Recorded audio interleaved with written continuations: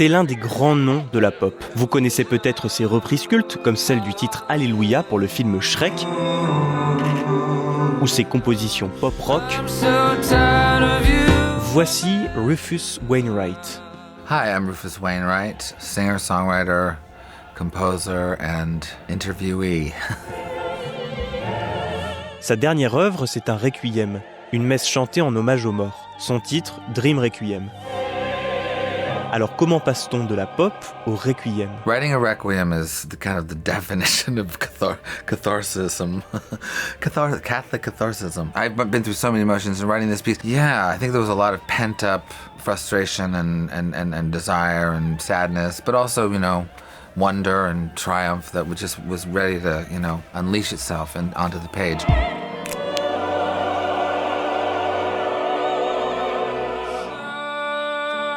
Rufus Wainwright est un musicien touche-à-tout.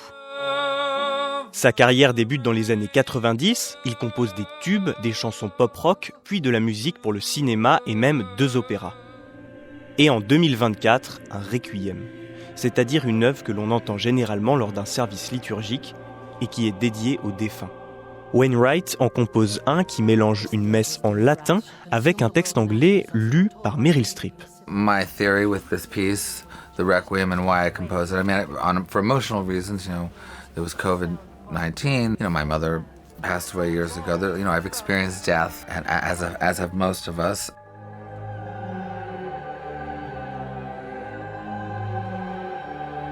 I'm actually very well known for singing other people's material, whether it's Hallelujah or Across the Universe by the Beatles. That is a completely separate being from Rufus the composer and Rufus the songwriter.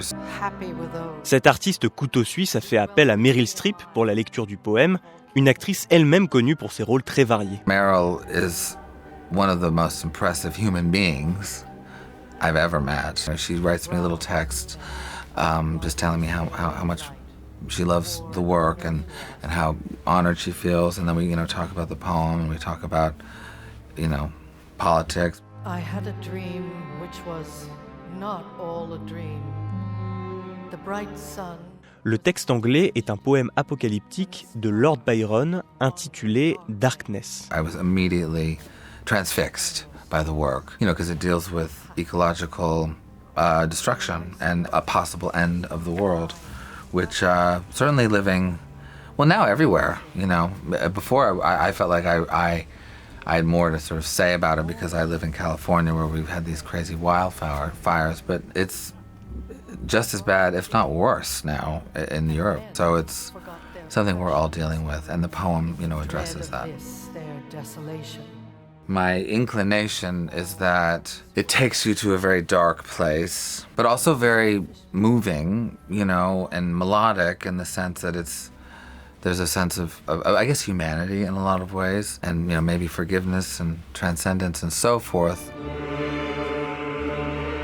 Mozart, Brahms, Britten, de très grands compositeurs ont créé leur Requiem. En termes de composition, c'est un défi à relever. Yeah, no, I've written 2 operas, and also I did a song cycle of Shakespeare's sonnets. So this is not my first time at the rodeo in terms of classical music. Well, I think the main challenge was writing for a choir. I mean, I have a choir in my second opera, Hadrian, but they only come in momentarily. But this is all choir pretty much all the time.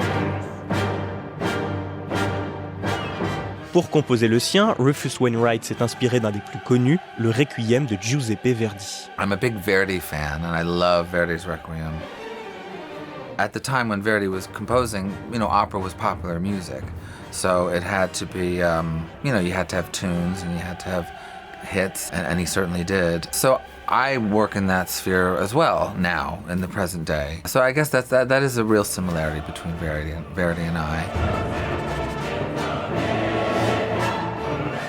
And when he wrote that piece, it totally deepened his palette, and he became a much more profound composer. So I'm kind of hoping that in going through this process of writing sort of a spiritual oeuvre, that I just become a better composer. Well, Dream Requiem, what it represents for me in terms of an artist is that I do want it to be a sort of portal into my next period. I don't want to say it's my last, but I'm definitely halfway there. And I'm 50 years old, and so, this is the period of time when you really have to you have to master certain things.